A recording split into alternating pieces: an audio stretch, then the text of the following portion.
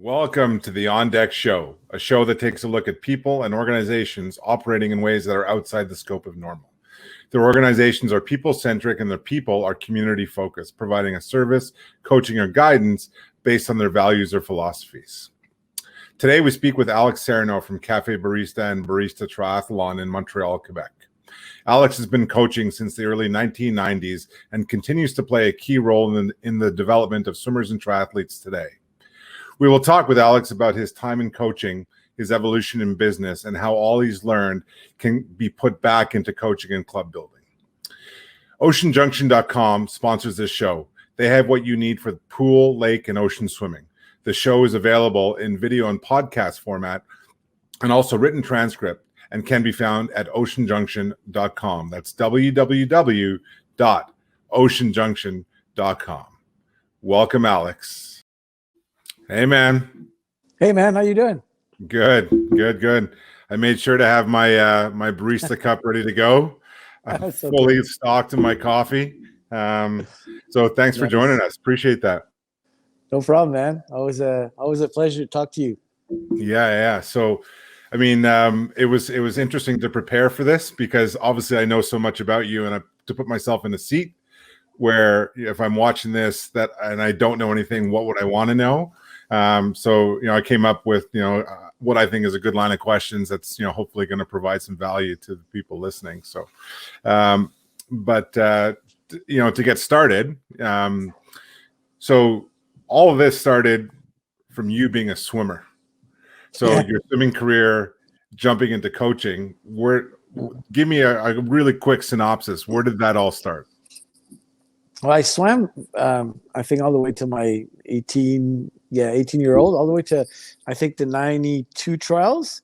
So and then I just jumped into coaching very quickly. So I must have been like, I don't know, maybe 18 years old when I started coaching. So city club, out east in Montreal. And then I just got hooked because I just loved it. It was so much fun, And then very quickly, Pierre Lafontaine got the job at Camo. And then Pierre recruited me as an assistant coach, and that was the rest is history, man. Yeah. So nice segue, because it was my next planned question is so working with Pierre, what was that like? Because this is a guy that's been in coaching, from the beginning. So what was that like? That's amazing. So I always refer to that as being the most important coaching years for me, because I learned most of the craft with those, I think 4 years that I spent with Pierre, and I made sure I'd be, there all the time, and that's one of the things he said. He said, I'm there, because Pierre's on deck all the time. If you know Pierre, he just loves to coach, and he's so passionate about it. So I'd make sure, even though I wasn't coaching, every session, because I was coaching younger kids, I'd be on deck all the time, watching, asking questions and whatnot. And I think that's one of the things that Pierre, appreciates from his assistant coaches. And I've learned so much. And he's challenged me at a very early stage in my coaching career, with, projects and giving me a lot of responsibilities. So that kind of put me in confidence as terms of, okay, I can do this. I think I can do this. And one of the first things he did that was really surprising for me, he sent me on this open water World Cup circuit in Argentina with one of our top swimmers. I think she was a national champ at the time, and I had no clue. I had never done this. I'd never been on a boat. And he's like, she's got experience. She'll tell you how to do it. You'll figure it out. And that was sent to Argentina, and I learned so much. And I got hooked on open water swimming from that trip, from those races. And after that, I started specializing in open water swimming, and he gave me more responsibility. And then along the way, I ended up coaching triathlon and whatnot. And to make a long story short, he sent me on this challenge. Obviously, he gave me some tips and cues, and I had a mature athlete, so it was easy. I kind of learned from the athlete, actually, but it was just a good example of, he'd give you challenges, and that he knew you could, you could actually, make sure that you were competent enough to do those challenges. But it was always like that. And for me, after that, it felt like, okay, that's how you do it. I'll challenge myself every step of the way, even though I didn't have I became a head coach, and then I worked solo as a coach. I always kept that in mind. Okay, I need to challenge myself. I need to, put myself in that scenario where, don't be afraid, challenge yourself, learn from it, and it started like that. So that was the school of coaching for me. Yeah, and talk about pedigree and information, and clearly as we get into it, the listeners will see how all that paid off throughout the course of your career. You've always had the entrepreneurial spirit, and what other businesses leading up to Barista, like you've always done something. Like you're always thinking of like, what can I do? How do I do it? What can I offer the public, and so on and so forth. So what other businesses led up to Barista? I had a bunch of businesses that weren't very successful, but I guess they were a means to an end, a process. I did some personal coaching. I did some. It was all leading up to what I do today. As a learning curve, but it was really a means to an end, because when I jumped from swimming to triathlon, it was I think 98. It was very early into that sport. That was a really young sport. So we didn't have infrastructures like club infrastructure and whatnot. So everything was we had to make everything. So I had to find some ways to generate revenues for me to actually do what I love the most, which is coaching.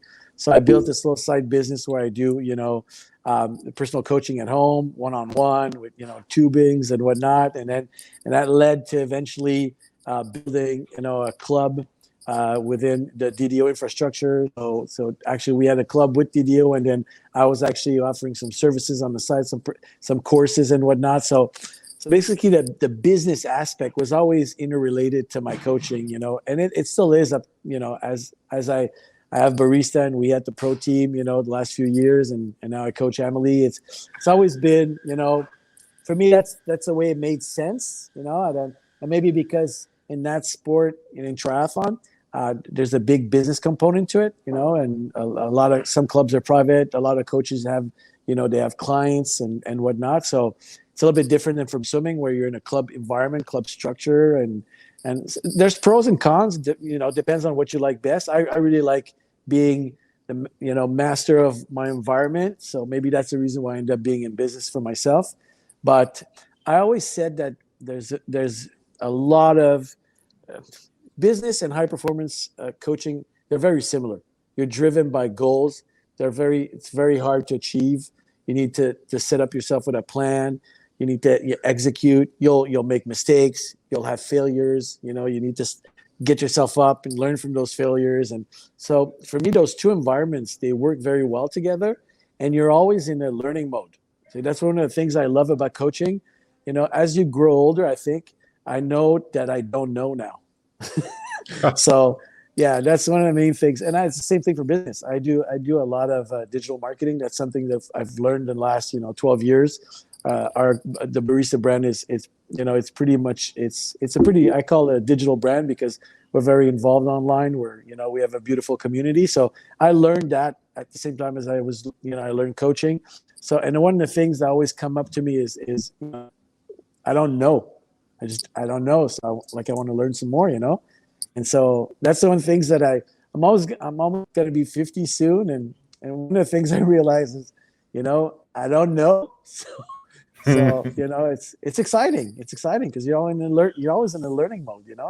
That's the fun part of these two things, business and coaching. Yeah, and I'm going to jump ahead in my question set, because you kind of dropped a breadcrumb there that was pretty interesting. You were talking about recognizing, getting to a point where you recognize that you don't know certain things.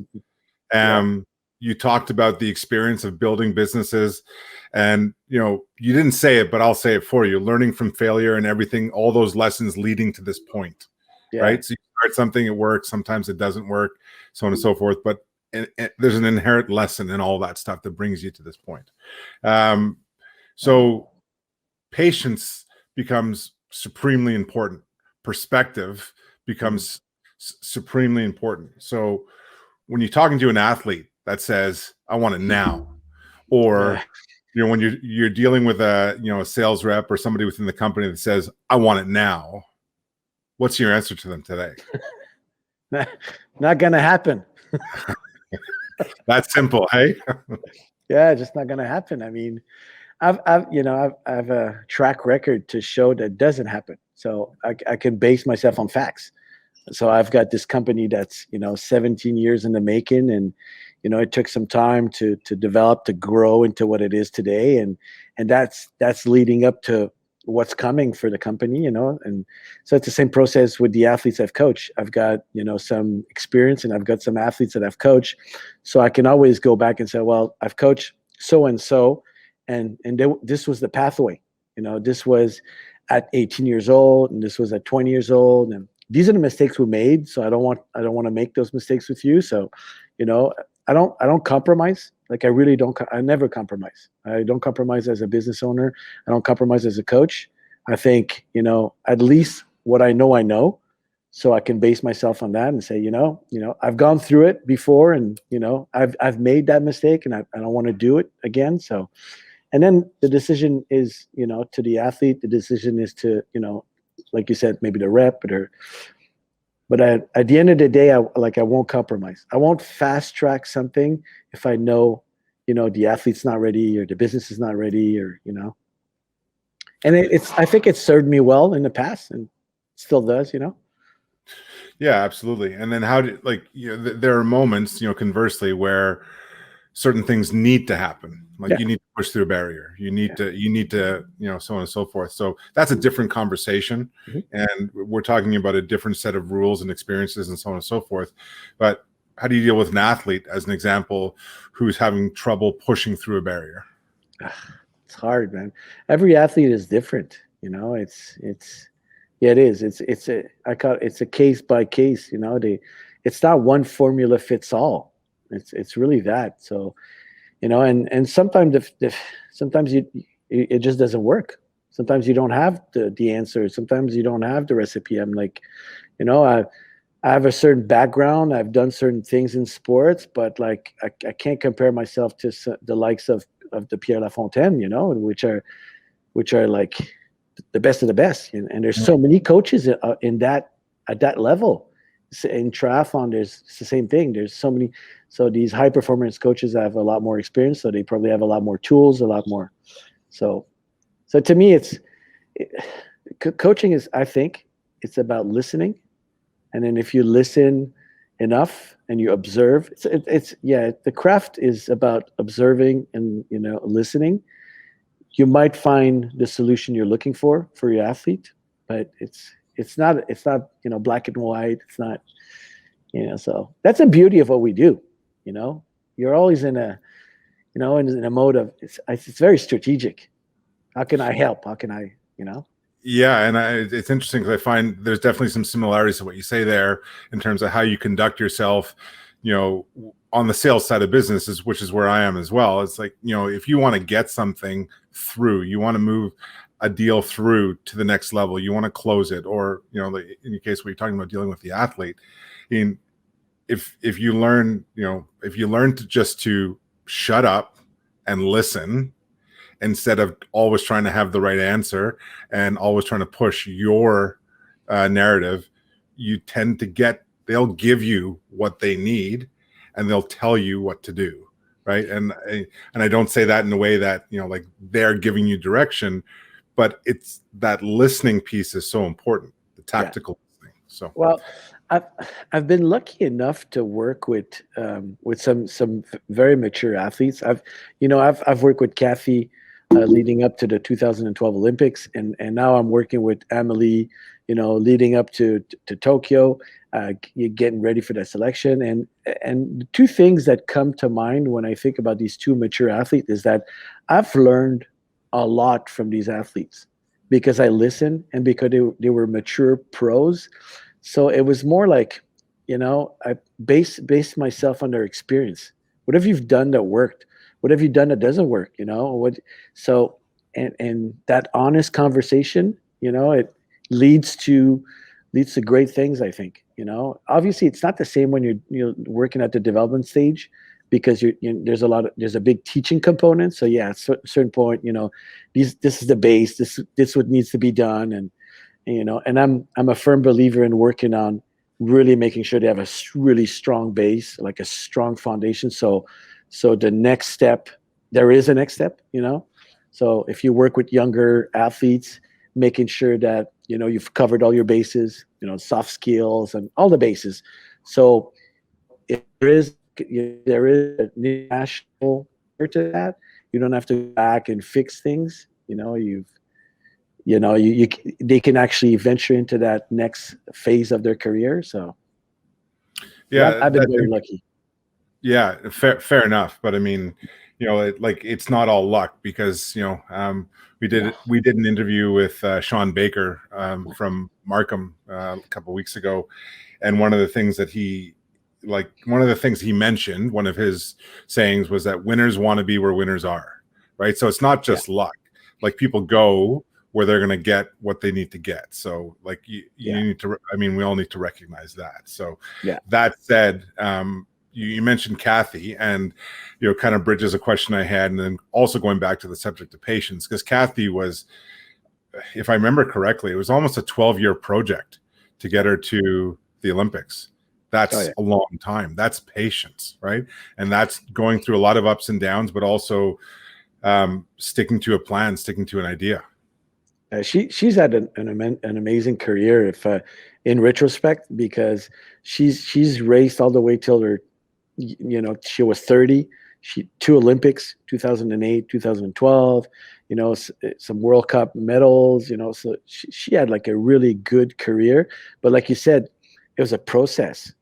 I started working with her. It was maybe like 2002, and that led to her first World Cup podium in 2006.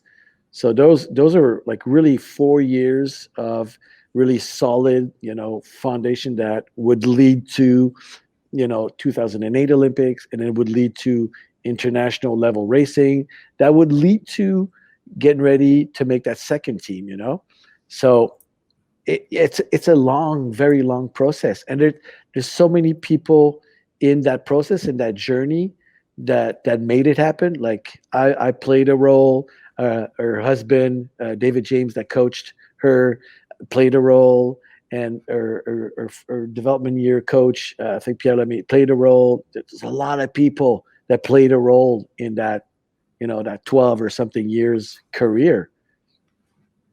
Yeah, absolutely. And then, like, just reinforcing the idea of patience, and, being able to stick to it and not go for, the low hanging jewel. Like, you look for, what's a quick flashy prize to say, look what I did, instead of like, being able to keep your eye on the prize and, focus in on that. And going back to what you said about Barista.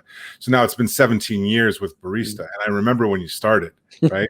I still remember the old location on Mayer Street, and, to watch it go, like, literally be built brick by brick, metaphorically, right? And just get one client. And I remember one of the first things you ever told me is like, I'm going into this, we're starting this. This is what I understand about sales. If I knock on 10 doors, one person's going to answer, right? And that's where I'm going to start. And that's where you started. And then you moved into Facebook, and you found all these different ways to then, take those 10 doors and turn them into 10 mouse clicks, or turn them into 10 scrolls, or, whatever it was. Right. So,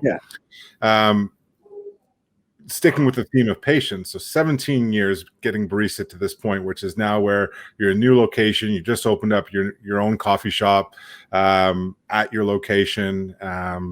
You've and done this, in the ashes of a pandemic, right? Like, the coffee shop opened, right when the lockdown happened, right? So nobody saw it coming. We're opening a coffee shop, all of a sudden shut it down, right? But you found a way again, to maximize that, like turn it on its head. Like, how do we make this all work, right? So sticking with that idea of patience, I want to talk to you about what you did for marketing and so on and so forth in those early days, because I know that you were early to Facebook in terms of, like, really using it as a primary tool to get your message out, right? So my question is, what made you realize it was as effective as it was? And then what did you do then, and how has that evolved to what you're doing now? Yeah. You mentioned we built it brick by brick, and we literally did that. We started in a flea market with a table, and we moved to, Enrico's basement, all the way to what it is today. And so, yeah, that the patience factor it's a huge game changer in the equation. But yeah, to go back to Facebook, when we started when we started looking at the digital as an opportunity for us to do some marketing, it was quite easy because we're a very young brand. We're maybe, 3-4 years into the brand. We have no money, no resources, and this Facebook, or actually, let's put it more, the digital world seemed as an opportunity because we thought it was free, and so we figured, hey man, it's free and we have no money, so let's do that, and then, getting to learn, the digital world, nothing is free, but we saw an opportunity and we said, okay, it was very early stage. I call it the far west of the web, where there was a lot of opportunities because Facebook was maybe 4 years old and these new platforms were starting to open. And so we said, okay, we thought this was going to be probably where people were going to meet as communities to exchange. And I guess we were right, because it's what it is, right? And so now each of these platforms have communities, and each represent an audience to which we have an opportunity to engage with and propose value. But day one of the things that we understood is that it was an opportunity for us to bring value to the people that were going to be, either our fans or consumers. And the best value that we could offer was what we do best, what we know best, which is our coffee knowledge. And we had this great framework to create, which was, YouTube, Facebook, all these platforms, the blog, great platforms for us to actually put our content out there for our community, for our consumers. And along the way, we've learned, we've learned what digital marketing is, and we've built the company. Actually, to be quite honest with you, at some point we even had like a marketing agency. We decided, I think 2010, 2011, to open this other company, or sister company, which was a digital marketing, an actual marketing company, to help our clients, our B2B clients, do their marketing, learn the digital craft, and generate some extra revenues that we invested back into the brand. And then eventually we had, enough of that knowledge and revenues that we decided to do a vertical integration and say, okay, now let's just focus on the brand and the brand's clients, and let's just put, all of our efforts there. I think we're mature enough to do that. And that kind of launched the brand for what it is today. So, we had a big enough digital imprint. We have a beautiful community in these different platforms. We had a lot of content, a lot of value to bring. And then, some 10, 11 years later, it did us a lot of justice, it just, because we have a solid e-com, we sell online, and we sell B2B, and we sell to banners. But it took a lot of work, but it was in the process. To me, it's just like coaching. We learned, we learned, and we still do. Every day it's, we learn some new things, because these platforms evolve, the algorithms change, the best practice change. So we're always in a learning mode, which is very exciting. For me, that's what I like the most about what we do. It's that, that learning, that maybe it appeals to the creative side of me, so. Yeah, and it's really interesting, and the parallel you just drew there between that and coaching and so on and so forth. And in a lot of ways, like with coaching, like there's research, but at the same time, there's no research because things change all the time, right? Yeah. There's people that are experts, but at the same time, there's no experts, right? We talk about social media, it is something that is so new, and our, like the bureaucratic nature of our education institutions, they haven't caught up. I don't think they ever will catch up, because it goes so fast and it changes so quickly. Like there's nobody to teach you, right? And I'm paraphrasing something from Gary Vee, who like where he's blatantly said to universities, like, you don't have a clue what is actually going on out there because you're still living in an old world, right?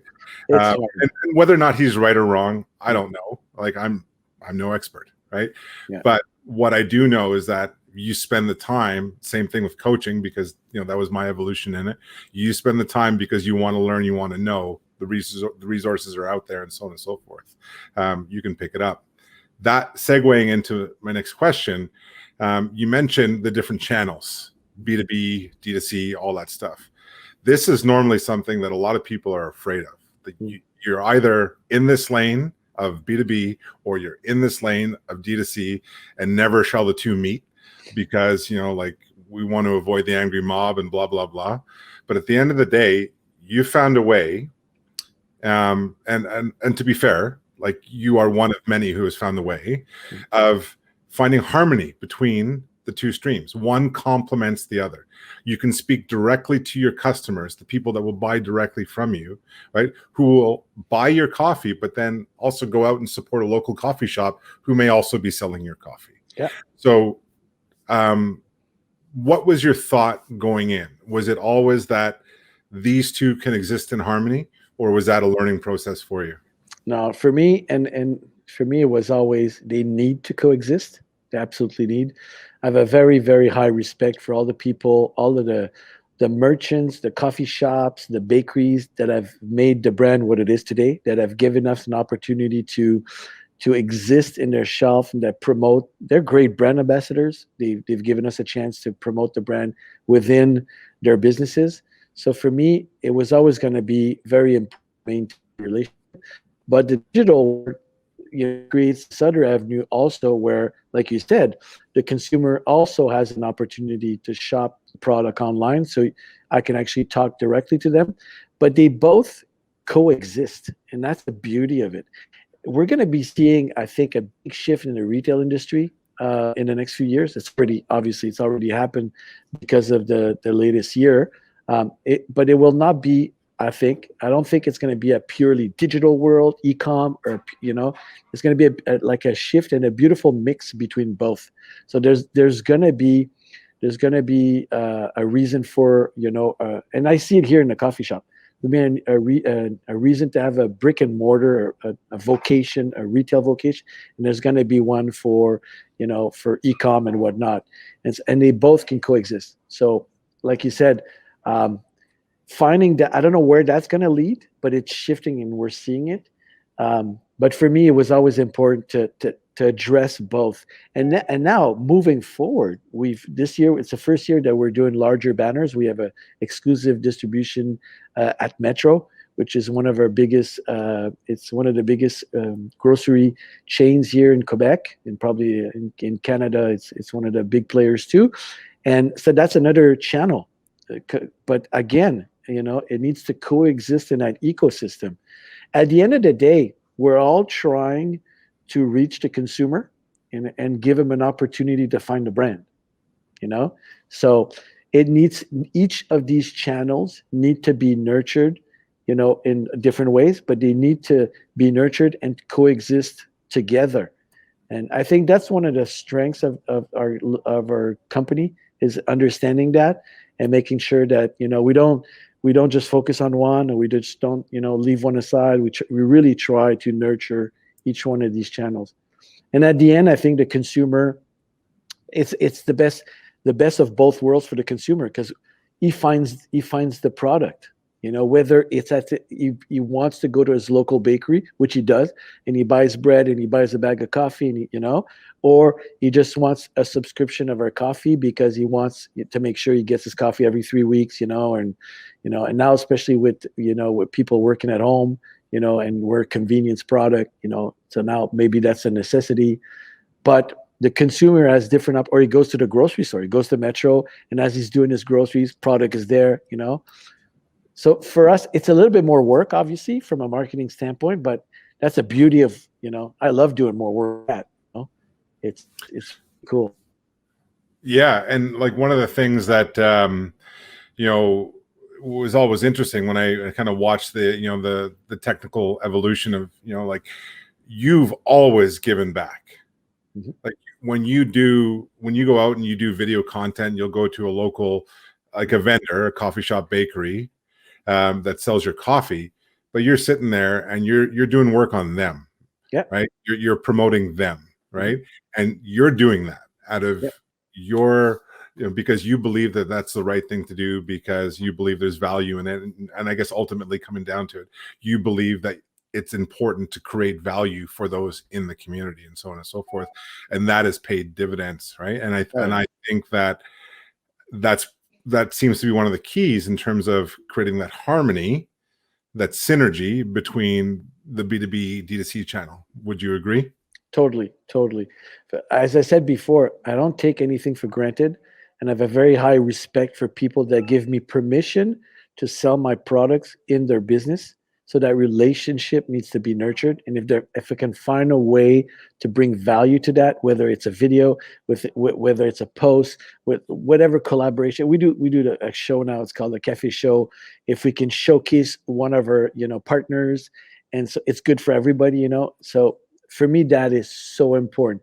It's as important as creating value to my community, to the people that buy our coffee, via our website, or it's so I try to bring value to them too. So I bring them coffee information, but that's what I was saying before. It could coexist, B2B, B2C. At the end of the day, we're all trying to talk to the consumer, as yourself. I love the Vorgi brand. I love the Vorgi brand. It's one of my favorite aquatic brands, and it's very easy to promote because they're super products. But you talk to me, the guy that wears the goggle, right? But where do I find the goggles? I can find them on Ocean Junction, but I could also find it at the store. It's your job to make sure that I know whether I want to go to the store because I need a bathing suit too, because I need whatever other accessories, or whether I just want to order online. It's your job to make sure that you create those channels for me. Absolutely. And I find, like the parallel there very interesting, because we've gone back and forth between coaching and business here. And you talk about, learning and listening from athletes and so on and so forth. To put it mildly, I mean, like your experience in coaching is significant. You've done a lot. You've been to a lot of places. You've achieved a lot, and so on and so forth. How have you found that mutual respect in coaching? And is that something that you've worked with, you found has been people have been receptive to sharing, to helping, or is that something that has been a little bit more difficult in coaching? No, coaching, I'm very lucky to have people like you that I've crossed paths with in my career, and I've learned so much from everybody. And for me, coaching it's wider than just the coaching community. It's everybody that works within that sphere. So physiotherapists, chiropractors, physiologists, doctors. I've met so many experts in the last. I've been coaching for 30 something years now. I've met so many of these people that I've made me the coach that I am today, and it always brings me back to, I see myself as a generalist as much as a coach as a business owner. I'm not an expert. I'm a guy that knows a little bit of everything, but I'm far from being an expert. So I've always tried to surround myself with people that are experts, that are very good in their field. So, and that's how we built, that's how I built my little program, triathlon program. I got the best physio. I got the best, I try to find, and even with sponsors, like you're one of our sponsors. So I try to find the best in every single field relating to my coaching, right. And I do the same thing for my business. I got an amazing marketing director. I've got an amazing, content creator. I've got amazing freelancers that are so good in what they do, video or web development. I've got amazing business partners. So and they're all super good at what they do.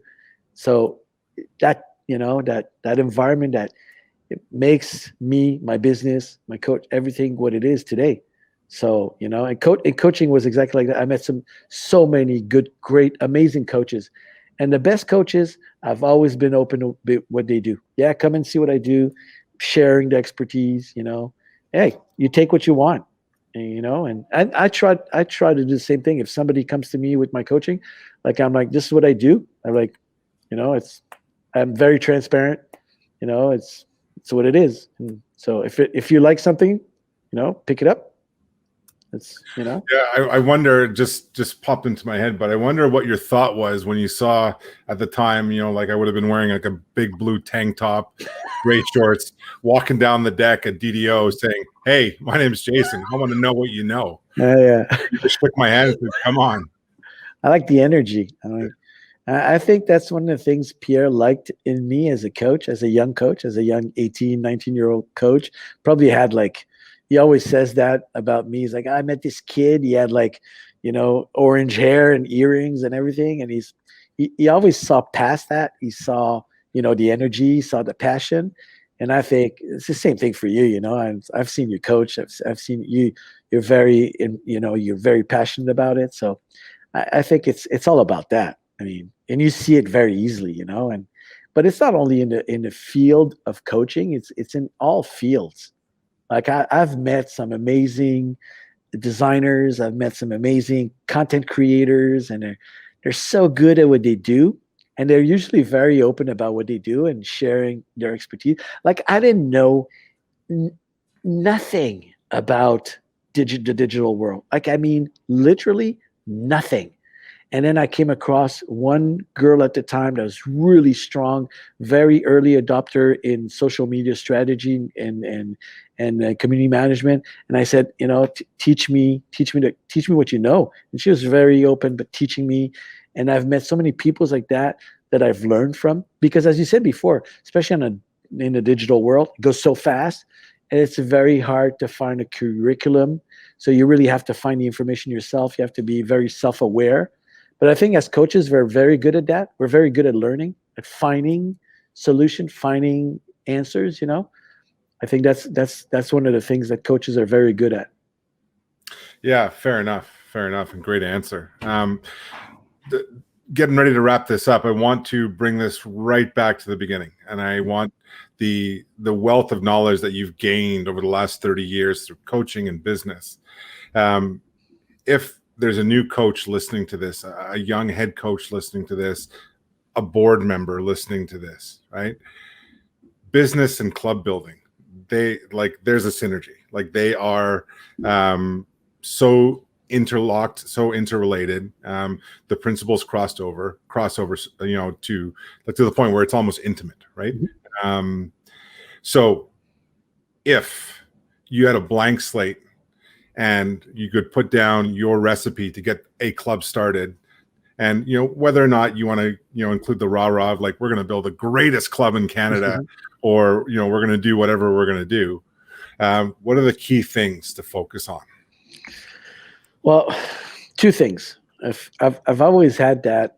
I always had that dream of owning a private club.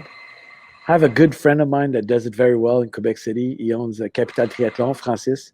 He has his private infrastructure. I love what he does. Like, love it. He kind of found the way to make it private, but also make it, they've got age group, they've got kids, they've got swimming now, they've got triathlon. Like he's building this really solid club environment, and it's private. So he's actually building his brand also. So to me, being a business person, that appeals to me very well. But that's not the nature, obviously, of the sport, across the country. Most of the clubs are nonprofit organization, but I still think there's value to looking at a club in terms as being a business. Even though I think if you're a nonprofit organization, if you can generate, the revenues, if you can build the infrastructure as if it was a business and it's self-sustainable and it generates revenue, those revenues will go back to back to the kids, back to the athletes. So you'll be able to spend some more money on your high performance and whatnot, and eventually all of that becomes a self-sustainable environment. But I think that the key idea is really to look at it in terms of, okay, how do we make this into a self-sustaining, business model, even though it's a nonprofit organization? And I think that's the catch-22. It's finding that balance, because you're still a nonprofit, and so I'm divided between both, and I really like the people that do it totally private, but I come also from the swim club environment, so I really think there's something there, and some clubs have done an amazing job, and they've been there forever, they're legacies. Like we know a lot of clubs that have been there forever. They're self-sustainable. They've always produced high-level athletes. They've always had massive kids going through the program. They've got amazing masters program. They've got, some of them even branched out in triathlon. So that says a lot, Yeah, absolutely. So if I kind of summarize our conversation into a few points. So to wrap up that question, so we talk about the social media stuff. It's learn and be adaptable, right? When you talk about building the club, it's brick by brick and be patient, have a goal, right?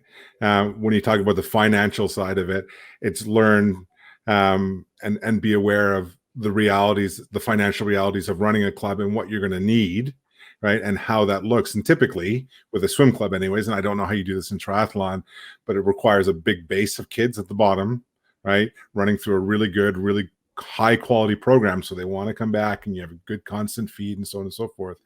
But then they also have the opportunity to enter into a stream, which is goal driven, right? That motivates them to stay and stick within the club and so forth. You mentioned high performance before, and I want to get your perspective on this, on the importance of making sure that when that term is used, it's reflected accurately. Because oftentimes, like you'll go into a club and a club will say, I've got a high performance group. The current world definition of high performance is top 16 in the world. So if you fall outside of that, like you don't fit that definition. It's not to say that definition is right, but is there value in making sure that term is accurate? Because to have a kid that's a really good swimmer, but like doesn't really make it to the top 16 at nationals, is that high performance? Does that matter? Or is it the dynamic and who makes up the group? It's a kind of a tough question to answer. Yeah, which I don't have answer to that. I mean, wish I had that answer. Yeah, I think you're right. High performance is a niche. Is a very, it's very selective. Like you said, probably top 16 in the world. I mean that's probably that's probably what it is. I think, but that's one thing. Then elite swimming, elite triathlon, elite. That's another thing. Yeah. That's people, that's kids being committed, being very involved in their sport. And to me, the outcome is secondary. To me, whether you come in 16th at national or third, it doesn't really, maybe because I'm older now, it's not a big importance for me. It's the process you go through to achieve that, for you, maybe 16th position, because it will lead to something else we're a school for life. So if you go through elite sport, it will make you a better businessman, doctor, probably a father, so that process is what we do. Because, like I said, I've coached 30 something years, and I have, I've one person at the Olympics, a few World Cup medals, working with another athlete, trying to make this other team. But I've coached so many athletes. And now, looking back, I realize that I've coached so many engineers, so many doctors, so many architects, so many business people. So basically, I think that pathway of elite sport for sure it makes a difference, you know, in the next phase of adulthood of. So yeah, to make a long story short, that doesn't really matter, you know. It doesn't. It's all about, you know, bringing these kids to that next phase.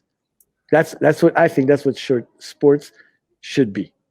It's a fantastic answer, right? And I think that, you know, like there's anybody who's, you know, spent any time uh, in coaching of, you know, any sport anywhere, you know, even, well, not coaching kids, adults, anybody. It doesn't have to be in sport, but you see that the return on that when they come back and they say thanks, or you see them go on and be successful at whatever they're doing, and so on and so forth. I mean, it really is. It kind of gives you the perspective, and again, comes back to that theme we talked about, patience, right? Because, you know, to steal another one of your terms, you used we're school for life, right? So this is part of that process. Like, this is the role that we're going to play in this part of your life as you move on to the next part. And I think that's really refreshing, and definitely, you know, like your beard needs to be a little bit longer. You just have to be sitting on top of a mountain, you know, doing yoga, going home, right? And just keep sharing it, right? But no, look, I mean, there's so much more I could ask you. I could take this conversation on for hours, and maybe we should do another one later on. But I really thank you for your time. I'm going to make sure in the show notes that we put we'll put the details on where people can order Barista coffee, the Barista website, and so on and so forth. A link to the cafe show, and then kind of go from there. But for now, as we leave it off, so the new location, new address of your coffee shop is? It's 111A Louvain West. So 111 Louvain West in the Chabanel district in Montreal. And yeah, we're open. So come and check out our place, man. It's pretty cool. When you're in town, make sure you come, because I haven't seen it yet. No. You know, like I said, I mean, you guys opened up just as all the lockdowns happened. So Yeah. your website, cafebarista.ca. Yes, sir. Sounds good. And people can find subscriptions. They can find your blog. You guys do a ton of content, a lot of educational videos on coffee and how to make different types of coffee and stuff like that. So again, really appreciate it. Alex, thank you very much. Look forward to catching up again. And I really do think we should do a part 2 of the show at some point. Very cool. Cheers, man. All right. Have a great day. Thanks.